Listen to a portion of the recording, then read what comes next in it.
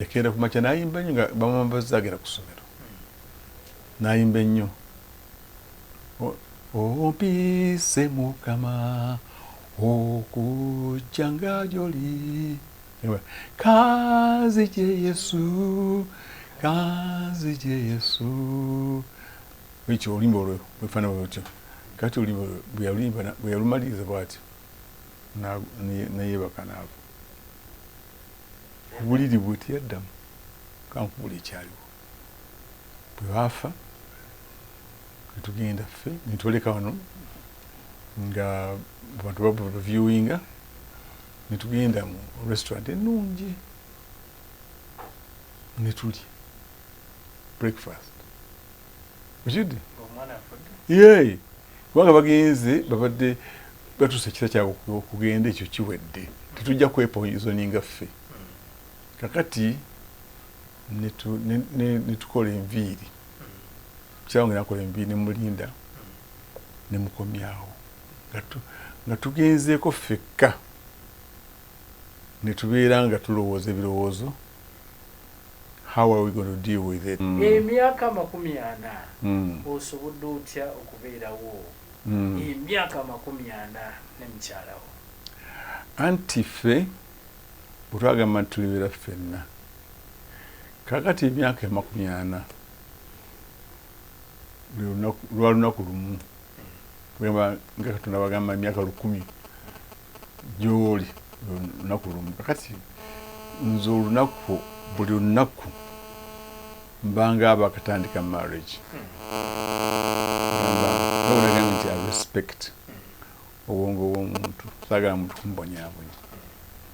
Kakati bwe mpulira ekintu kye nnyinza okukola ne kimunyiiza ne kitamusanyusa, awo bampulira bubi nga psychologist ate ng'omuntu wa Katonda. N'olwekyo tulina enkola zaffe. One of the ekintu kyenayiiya mu philosophy nga mpandika ebitabo byange ebyo thesis ebyo twasoma. Kakati kiri nti it's better to have peace than to be right. Kwegamba kiri better okubeera n'emirembe okusinga okubeera fase n'olondoola nti nze nsinga okubeera omutuufu mu kantu kano gw'oli mukyamu. Ekyo tekigenda kuleeta mirembe. Ako kutambuliddeko. Kubanga oli ba relatives bange saala kunnyonnyola kika kya relatives benabeera nabo. Omukyalo omu ne mulaba bawangala emyaka 67 mu bufumbo. Kati baafa omusajja ng'ali myaka 96, omukyala mu 94. Kakati omusajja yali musajja mubi mulungi nnyo naye ng'ekintu ky'obwenzi kiri muli bubi okufoofi. Kakati omukazi kinga aliko ekintu kimu kyalowooza.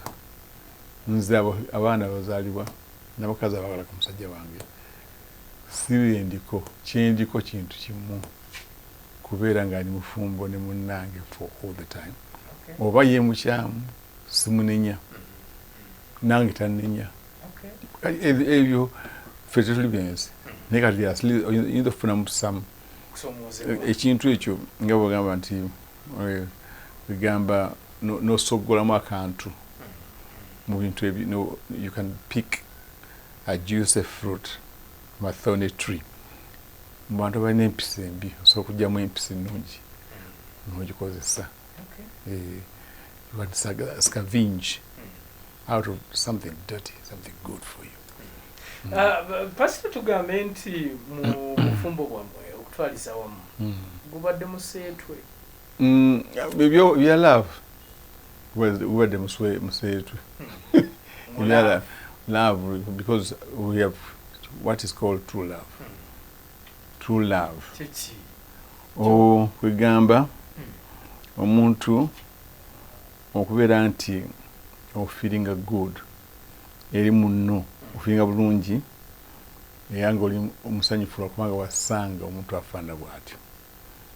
kakati mulimu ebintu kimu naye nobeera nga oli confident mu ye kubanga takusuubira kukola kintu kya bwenzi ebintu ebisobola okutawanya abantu naawe tumusuubira ne bwe tutambula tutya ne bwe ŋŋenda wa ekintu ekyokunkwana tekiriyo naye ekyokumukwano tekiriyo okukwana bayinza naye ngaokukkiriza tekiriyo kubanga nina omuntu gwesobola kuhatinga ate nina ne Katonda gwe mmanyi tekyali mulamu kati ebintu bikulu nnyo tulaba kitegeeza oli obubonde obumu obwokwagala naye omuntu okulaga nti omuntu alina omukwano kwekubeera confident mu munno oba confident mu Luganda kiyitibwa kitya okubeera ng'oli mugumu muki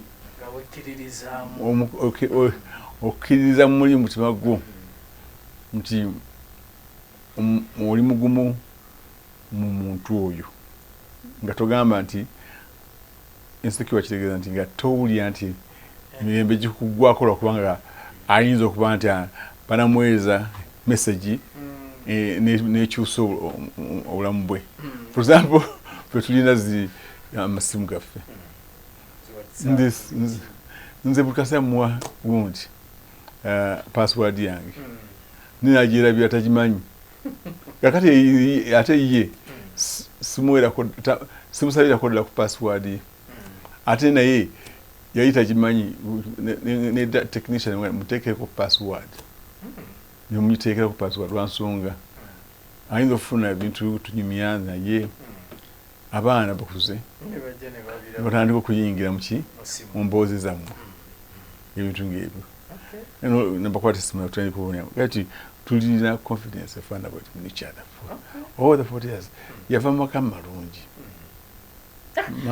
Pastor nabungi bw'oyogedde awo kubanga abamu balowooza nti ne bwe mbeera mu bufumbo nti amasimu tegandibadde mu passwords naye olina kuuliise ak'abaana abo bayingiramu kuba oli ayinza okubuuza password zaaki ng'ate bayingiramu gye batambula tomanyaayo mu ssimu eyo waliwo gye batambulira eyo mu nsi mubire kakati ogenda kuvumbula nga essimu ye erimu ebintu ekyo ne sikyogera omuntu nakubira essimu essimu yange yali kawantu awo nga oli bantu babeerawo edda kakati omusajja nali simanyi nti ayina ki omuwala ate omusajja mumanyi mufumbo n'agenda ankubira essimu nangamba gundi ali luddawa nti omuyita otya ti boyfriend wange namulinze dda ng'agamba nze kubanga essimu yange oluusi oyo omuntu oyo nagimwazikangako okibidde namulinze dda lwaki tajja biki muŋŋambire bwoti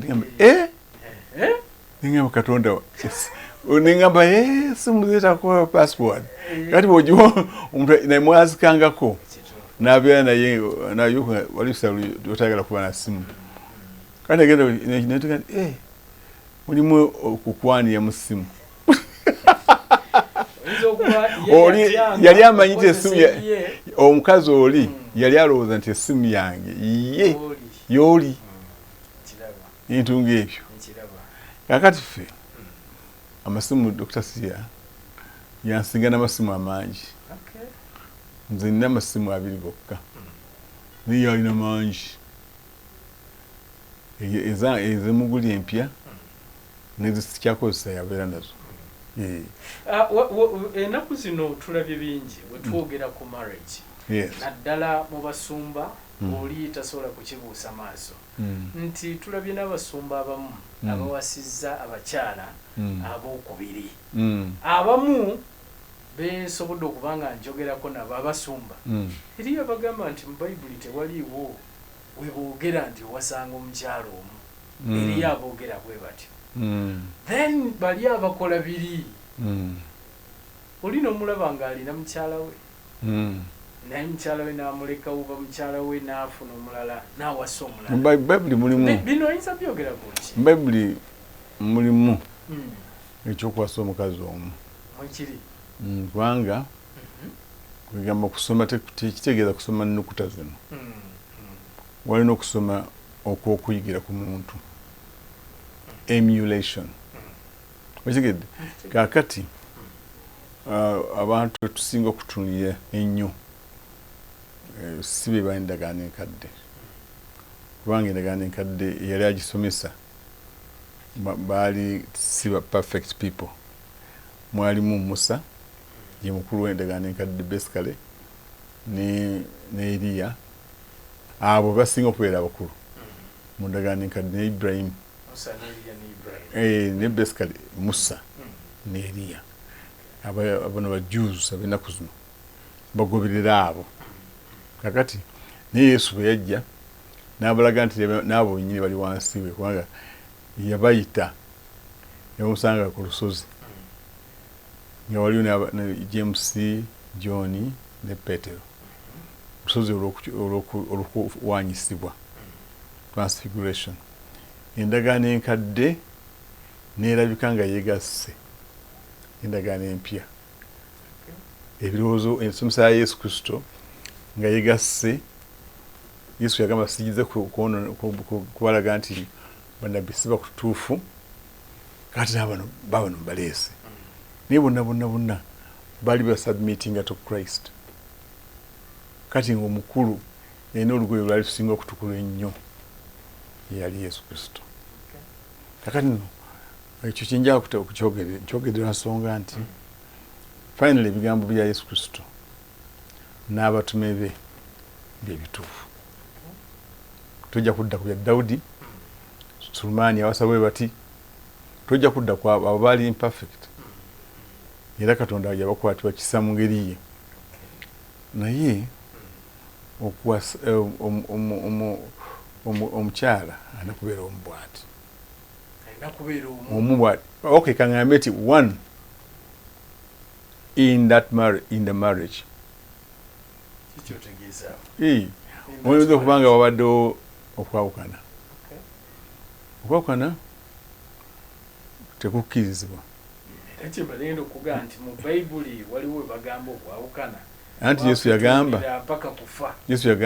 kufa kwe kulitwawula Yesu akukkiriza mu bigambo bye yagamba bw'ati lwaki Musa yabakkiriza okukola ki okwawukana Yesu n'agamba tekyali baddewo ekityo singa tebwali bukakanyavu bwa mitima gyammwe ekitegeeza nti obukakanyavu kasa bubeerawo bw'emitima okwawukana bwe kubeererawo ndowooza omanyi okusoma ku liturgy you know how to interpret tekyali baddewo kityo okujjako olw'okakanyavu lwaki mu mitima gyammwe kakati oyinza okuwasa omukazi nga mukakanyavu nnyo mateeka kye bayita irreconcilable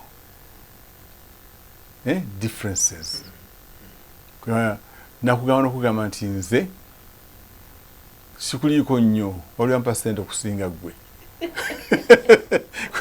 kwegamba yenga byoliko byomarigi si byaliko weyagala okuwasa mukazi omu oyagala kumwagala bulungi nnyo kyokka ye wali akusinza ssente ampa ssente okusinga gwe zompa oba toyagala tompa kakati awo abantu abamu osobola okubaddiŋŋanya naye abamu bali irreconcilable tosobola kubaddiŋŋanya nfubye nnyo okulaba nti abantu mbaddiŋŋanya bangi nnyo mikwano gyange abamu nga Kyagulanyi omuyimbi yali amaze emyaka 4 mukyalo nga baawukanye kyaliwo tewakiraba mawulire then abagata nobwekwatta wabagata ate ne bawukana afterwards kakati naye nkola ki nenjogera nabo nenjogera mukyala abeera Bungereza nenjogera n'omwami nenjogera nabo bonna nga basula wano luno lwa mukyala luno lwa mwami netubeerawo nemufumbiro ndibafumba naffe naye nga tolina omwayagala munne nga nze mbagala bombi okibudde kakati nga nze mbagala bombi n'abaana baabwe mbagala nnyo Kyagulanyi mukwano gwange nnyo engeri gyali omuyimbi n'okuba nange ndi muyimbi nyimba zine zaagala kakati one day Kyagulanyi n'aŋŋamba nsazeewo okusonyiwa mukyala wange tuddiŋŋane after 4 years. Ekyo kyansanyusa nnyo. Yampuliriza nga mubuulidde ekitegeeza nti ye yali okwawukana kwabwe tekwali irreconcilable. Singa omuntu akwata obulungi basobola okukola ki okuddiŋŋana. Kaakati ye gundi ate ye another example Mulinde naye bw'ati bwe yali Pastor Mulinde bali na every reason kwa Yesu agamba nti okujjako ogwo obwenzi temwawukananga kati gwe obwenzi gwo gwaliwo katugambe sagala kwogera bye simanyi. Kakati bayinza wanga si kituufu. Kakati kye bali gyakwogera ne batabuka nnyo ne tutuula wano ne Mulinde ne tutuula mwezi gumu myezi emeka ne tutuula lunaku. Okusaba yaŋŋamba nti Professor nsazeewo okusonyiwa mukyala wange kubanga abo nabo njogerako baana bange marriages ezo n'abaana bange naye ate yagundiyo yalema eya Kiganda nga tebasobola because omukyala engeri yagivugamu temwalimu ekintu ekyo kinagambye ekyokuba nti omwami alina confidence mu ye. Omwami yafuuka very insecure saka kwogera byakola kakati ne at least omwami yafuuka absolutely insecure nga tasobola kutwasinga mukyala we atto irreversible weyatuuka sagala kwogera bigambo byatto nga tekisoboka. Kakati no bw'otuna mu 1 Corinthians chapter 7 Paulo agamba nti oli bw'atambula n'agenda n'ava mu bufumbo agende kubanga waliwo ekintu ekyokuti pasita nga tonagenda waliwo emu gy'otayogeddeeko ate nga naye mwanawo yalwa ye pasita Bugingo eyo Bugingo kale mwogereko oluvannyuma oyo kakati olwo Paulo agamba nti abantu bwagenda akole ki bwibanga tebimulemye bigamba nga obufumbo butabuse nnyo nga tebukyasobola kuddizibwa mabega agende. Bino biri mu Bayibuli ebiri mu 1 Corinthians chapter 7 mwe biri awo obusoma bulungi ojja kubitegeera naye bwagenda naye nze ekyogedde nga Paulo agamba nti nze ekyogedde nga Paulo Mukama si yaŋŋambye kakati ate naye ekyo era yabamugambye kubanga yamuwa omulimu ogw'okutereeza ki ekkanisa naye nze nkyogedde nga steward w'ekkanisa ng'omuntu akola mu kkanisa agikuuma omulabirizi waayo naye omuntu bw'ayolekwa ne bagenda tawasa oba tafumbirwa naye n'agamba nti naye bw'afumbirwa oba n'awasa aba tayonoonye mu maaso ga Katonda. It's not sin. Aba tayonoonye kitegeeza nti bw'awasa n'afumbirwa kugamba babanga alina kusigala era na musajja omu era na mukazi kiki omu bigamba alina okuba nga still atya Katonda. Nkyogera nga nina PhD mu theology ate ndi doctor of letters. I can interpret ebintu bingi ebiwandiikiddwa kakati ekyo kibeerawo. Human nature is human nature. Ndinayo embwa zange wano embwa yange emu esinga okunjagala gyensinga n'okwagala ennyo tekkiriza mbwa ndala kubeera nga zinsemberedde ezirumaaluma zonna kyenakola okwata ezimu nensa mu lugo nensibirayo eno eyagala okubeera nange bukaseera etakkiriza ndala nenjisa muki nenjireka netambula fiire awaka naye nga sibu tikyalibadde bwe kityo nze nga nze madizaya eri nti embwa zonna zikole ki zibeere wamu. Kati tugenda ekiku kya Bugingo olaba abantu bagenda mu kkooti ekyo olaba nti kiri irreconcilable. Ate tekyali kya bwenzi nti nze kankwaneyo omukazi ansikiriza gwe nkuleke. Kyali mu sikyali bwe kityo. Zimanyi story yonna. Kyali mu bizibu ebitasoboka okutereezebwa. Wabera ebizibu ebitasobola. Ng'embwa ziwe nga tembwiri eri tesobola mu nature yaayo tesobola kubeera na mbwa ndala nga wendi. Ekizibu kyagaana ekyo mu nature kyagaana ddala. Abo olaba abantu bangi nnyo, saagala kwogera abantu bangi. Nikusanga omusajja gundi ate yayenze ate mulokole naye toyinza kumanya bibeerawo. Oli gwe mmanyi babiri. Omusajja yajja nategeeza amaze Pastor Bulamba amaze emyaka yakiŋŋamba mu 2018 nangamba nti nze mukyala wange maze naye amaze emyaka 16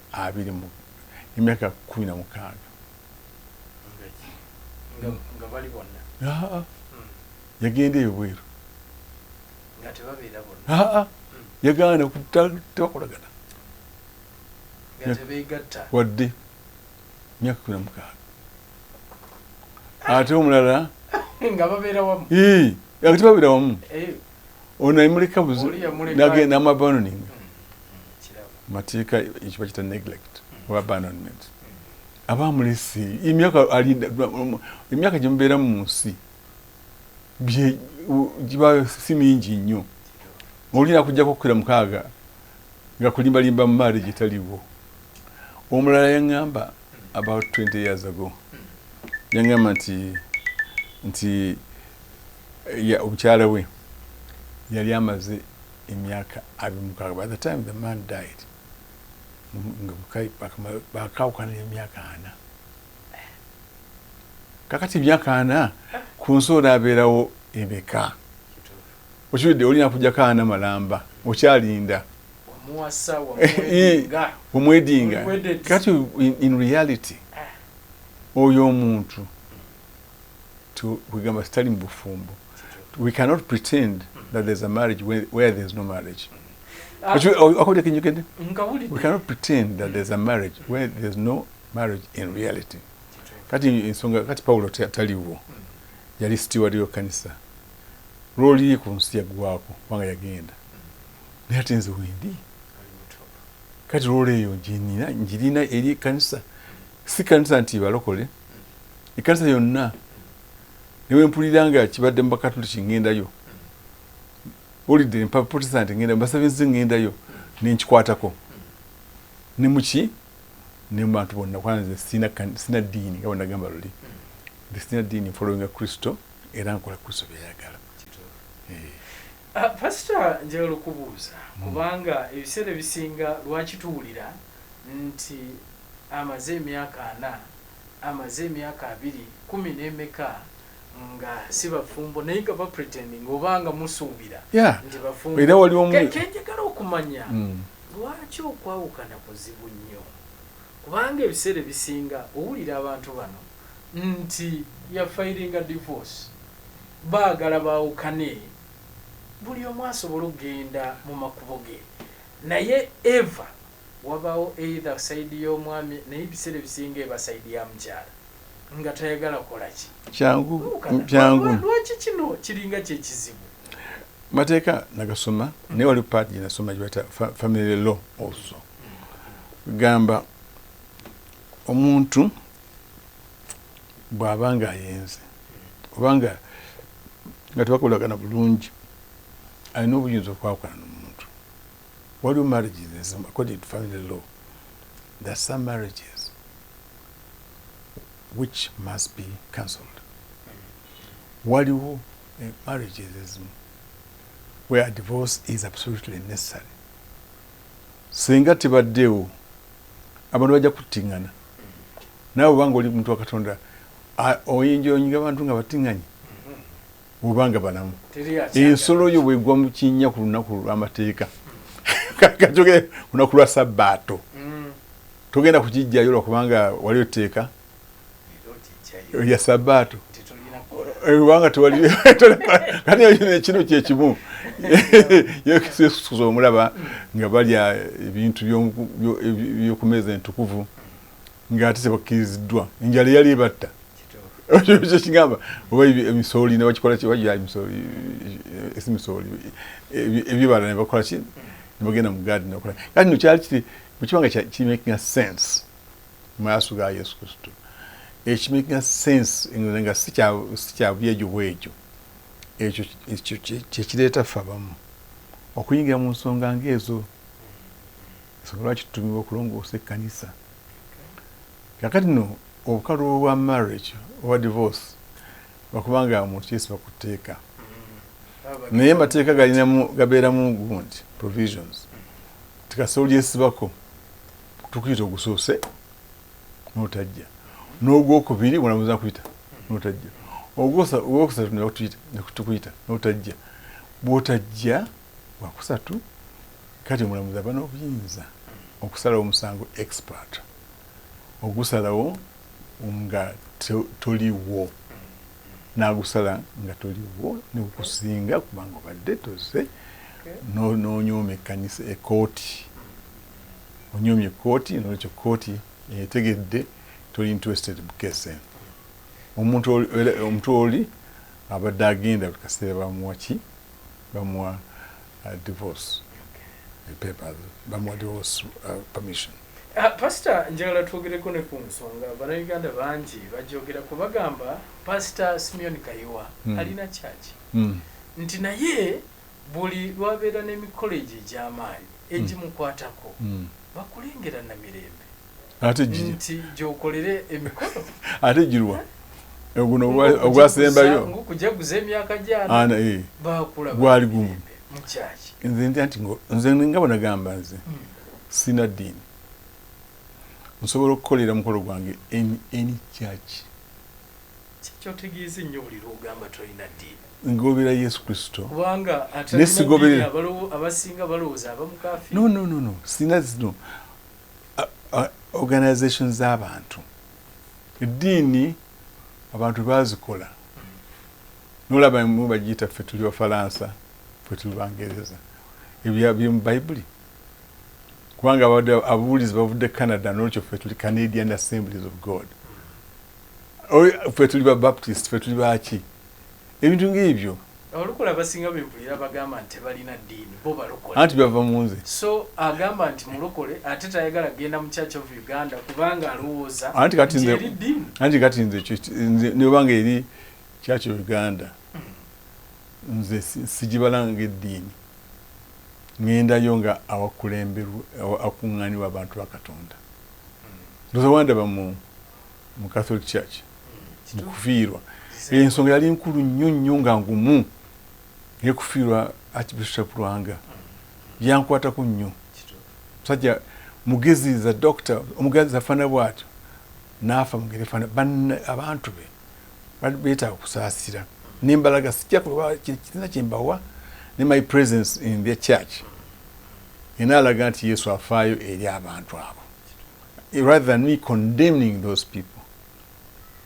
So you think chingamba yanaliyo mirundi ebiri omisa ya Easter naliyo byonna byonna ne babinkola ko tubikola byonna ebyekikatoliki tafuuka munaddiini nasigala nga ndi mulokole nga niyinga kanisa sigiwalana ekereziya sigiwalana nkolagana abantu abolaba bonna mu kereziya nalimba nabakyaliyako abasinga obungi maka gaabwe ati gundi nankyama wa Orthodox nga mukwano gwange nnyo nga mutenda mutabani we kubanga yali yedya mpindi kati nange mama wange bwa mpindi kakati nze nga tukolagana nnyo buli kantu nga twogera mwansanga ne mu bantu asikayo nanyumiza ebintu oli Bishop Wamala Archbishop Wamala naye bwatyo kati n'Omala n'oli omulala yafa oli omulala yafa yali Subuga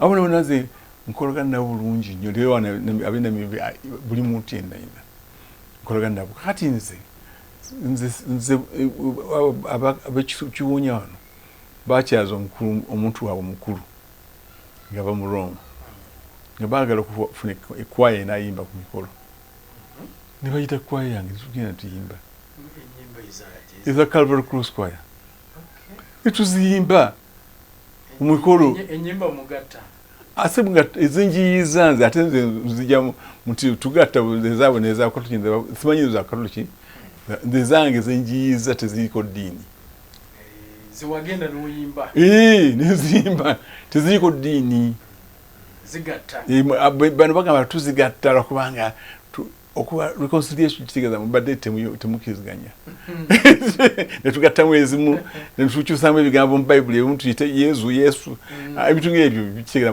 muli bubi nnyo mu bwongo bwammwe naye nze nazaalibwa si kulwanyisa bantu nazaalibwa kugatta bantu bonna okutegeera nti balina yesu bw'oba ng'ogenda mu ggulu tolina ddiini gy'ogenderamu n'emwadde ogenda nga ggwe omwoyo gwo olw'okukkiriza ko olwa butukuvu bwa Yesu Kristo kuba nti bw'ofukye ku Yesu Kristo kubanga yatufiirira ate n'atuleetawo ekisa ekyokutusonyiwa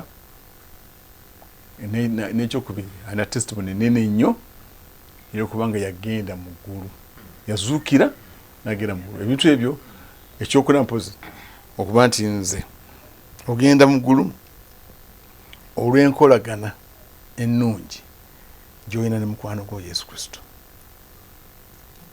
owulidde ekyo okuwulya nti oli mukwano gwemu nga muli sentiments ozirina for him omwagala kati ekyo kyekikutwala muki wa mukwano gwo gy'obeera nesi ddiini yo ogenda mu ggulu nga ne Yesu akumanyi ti oli mukwano gwe ozze nga gwe waŋŋambye nti nze kisubi abantu sibakkiriza kundaba ennaku zino mbadde nina okuwumulawumulamu bwe ntyo ne bagambye kisubi nti ayo mukwano gwange nti oyo akoleki oyo kajje nja kujja njogere puroguramu eno ekyo kyeŋŋamba kati nolwekyo okwagala kuno kuteekwa okusukka ku level tutudde ku marriage esukka infatuation okutunulya omuwala n'omutunulya nagalaka bulungi ngafaanana nga kazungu oba ngafaanana nga American whatever height oba afaanana nga biki n'omwagala nnyo olw'ensonga eyo kubanga modo ekyo nakusikiriza nemutambula mwenna nga olina emodo omukyala ebyo ndabika ye ekyo si kwagala okwagala kuli mu mutima mulimu okusaasira compassion Yesu bwe twagala abamu tuli very ugly naye mulimu okutusaasira omusaasira mu weakness ye ayinza oba nga alina ensobi gy'akolaakola okubanga teyakula wewamu naawe temwakulya wamu oba naawe ng'okolaakola ensobi eyo mu bintu emu byokola oba byoyogera omukwatibwa ekisa nogamba walibeerawo olunaku lwalikola ki lwali kiyiga mpolampola nti tebagamba bati tebakola kino okiwulidde kakati nolkyo bw'obanga ebadde infatuation si kituufu it should be close friendship kyekikola omukwano ffe twagalana nnyo olaba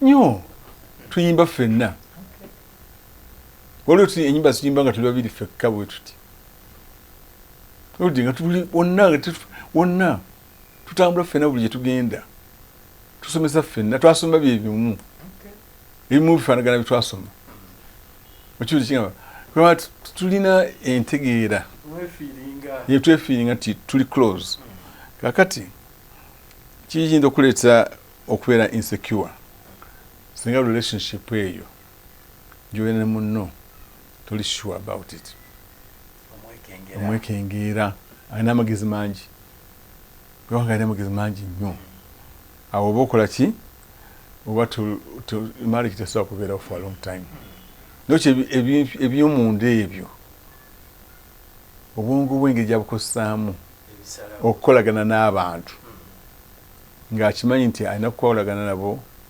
nga akubalira naawe nti gwe mwami we oba gwe mukyala we okiwudde kakati ekyo kikusobosa okuwangula bumps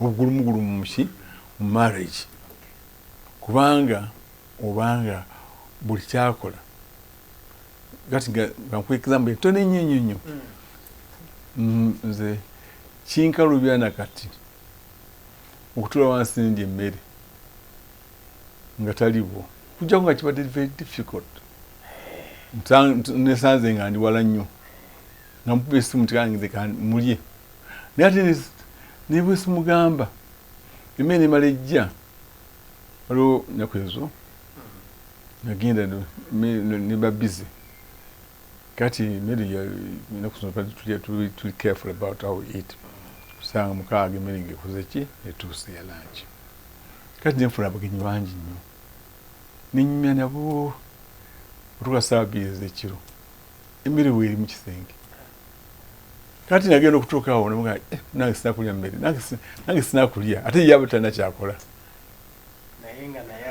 tasobola kulya mmere nga siriiwo tewooma kati engeri ezifana bwe zityo kasozi bopinga mu bufumbo buwanga lwa nsonga ezo olina mukwano gwo ng'ekizibu ekyosinga okulowoozaako mukwano gwange engeri bwafa enkola ntya kisinga okubeera ekizibu ennyinyi ekyo kuba tosobola kufuna muntu alina ebirowoozo bifaanana ng'oyo kati bwolowooza ekyo kati mu ddwaliro twaliyo nga nze ndi mulwadde wa COVID-19 abaana bange banjagala nnyo nga balabira ku ffe ng'egye twagalana n'abaana bange banjagala nnyo nabo beyagala nnyo kakati n'omufumbo bwabwe nabo bali kyekimu balabira ku ffe kuba bwe twogera bigambo bino nammwe abaana bange abali muki mu ggwanga nammwe mubeere nga otuyigirako ng'abaana bange bwe banjigirako kakati babeerawo ebbanga lyonna nga ndi Mengo Hospital nebeerawo ebbanga lyonna nga ndi Medical Hospital nga bali awo bali mu environment ya COVID olidde nali mu high dependency unit naye nga tebasobola kuvaawo nimukyanga tasobola kuvaawo n'akamu era nafunamu a little bit of okukolola kutini nga ne bakutreatinga munaku nga 5 nga ateredde ne babeeraawo nange because of that intimacy, that close relationship. Kakati omuntu abasinga obungi bwalaba nti omwami walwadde akanze kangende kasina abasawo bakulabirire singa lwala COVID ate mwe naafa nofe birowoozo okimutuze njagenda kuzaala tufune bodaboda kutwale weeri awaka bw'onazaala nga onkubira essimu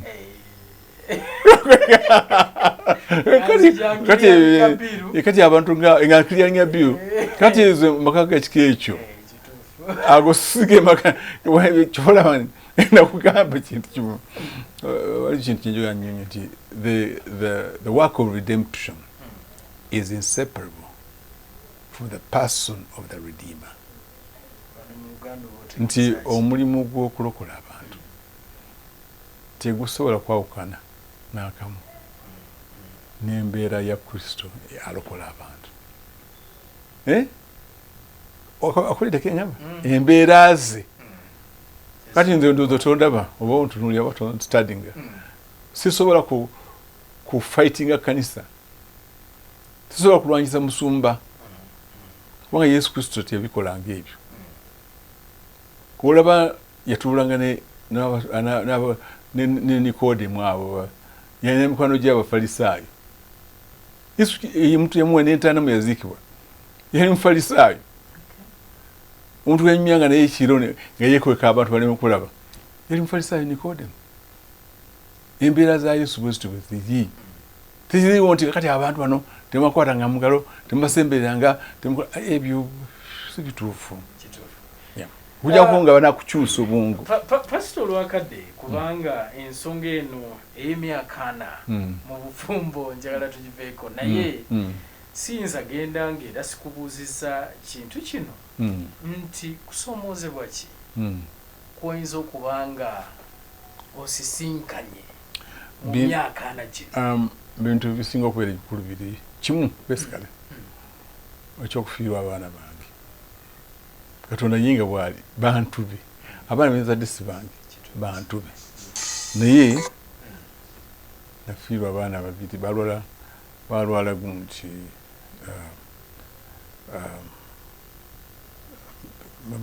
muscular dystrophy it's a gene disease kusaidia mama waabwe gamba bantu muscles nezigenda nga zikendera tusa nez'omutima lwezikendera nga tukyasobola kukuba nezamawugwe like that baana babiri it was a very bad experience kubanga omwana omu yasooka okufa mu 2000 yakenda ku makya n'ayimba nnyo nga bamwambazza agenda ku ssomero n'ayimba ennyo ompise mukama okujja nga gy'oli kanzigye yesu ekyo oluyimba olwo bwefaanana bwetyo kati oluyimba bwe yalumaliriza bw'atyo nayeebaka naabo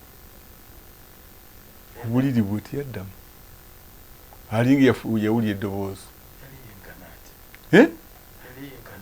yali yenkana emyaka 17 17 years old kakati oyo nekyenewunyisa nnyo mutuukako nga yafudde kati yesu yamuyita oluyimba olwo saataano n'agamba nti zuukira kubanga oluyimba lwe yalisembayo okuyimba lweru n'omulala yali wa myaka 22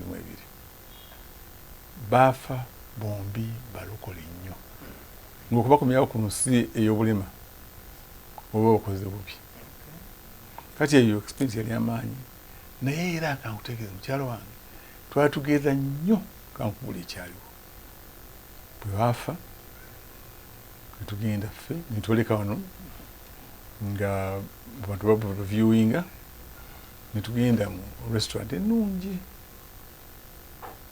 netulya breakfast ukidde ye kubanga bagenze babadde batuusa ekisa kyabwe okugenda ekyo kiwedde tetujja kwepoizoninga ffe kakati netukola enviiri kyawange nakola enviiri nemulinda nemukomyawo nga tugenzeeko ffekka netubeera nga tulowooza ebirowoozo how are we going to deal with it anti kakati nze si bali bakita emotional reasoning si kikkiririzaamu nti nga bw'ofiiringa no reasoninga ebyo bikyamu ebyo ebirowoozo byolowooza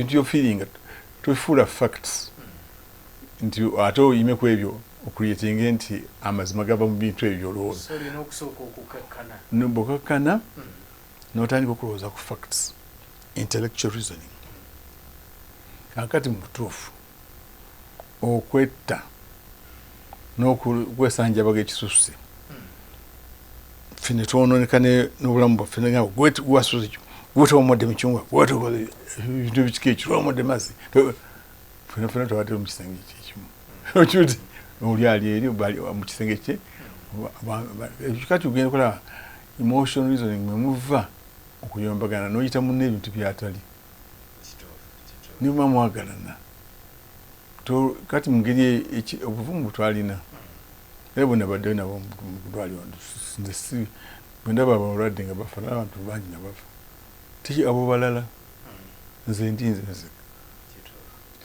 bali balala kakati nolwekyo sijja kuddira ebyabalala mbyeseeko Oyo kinga kaka ningamba mukyala wange. Paul afudde. Noli ne Moses n'ogamba kyekimu. Yafa 2 years after. Paul afudde tukole ebirala. Bwetyo bwetwateesa. To supporting each other. Just support each other. Tukole ebirala. And we support each other. Netukole ebirala. Kati. Tulina abaana baffe bana baliwedde 6. Okay. Wewa wataba mulungi tukyali ffenna tukyagenda maaso n'okuba nga tuwayamu tuli ne Professor Simeon Kayiwa bwe tuli naye olunaku olwaliro kinkoze bulungi nti waliwo naffe bye tuba tetumanyi naye bwe tuwayamu n'abakulu bano ddala tugenda maaso n'okuba nga tubitegeera. Abadde saakutegeera ekibuuzo kitaddiwa mu bulungi ekyakyo Uganda gye twagattibwayo mu 81 gye twagattibwa kale bwe ntuuka okwebaza siyinza kubeera nga ndidde mu woteeri eno ate ninsasula munda nogenda akati omwawule yayogera ekigambo omubuulizi oyo ndiddayo ne mwebaza ndowooza yayogera ekigambo kimu nti bwe mugendanga eyo gye mugenze ate temusekeranga busekerezi wabula bwe muyigayo ebipya mubituleetere naffe tubiyige. That philosophy imperative. Yes, yeah. Simba sigendedde kubeera yiddala naye nkolagana n'abantu bonna.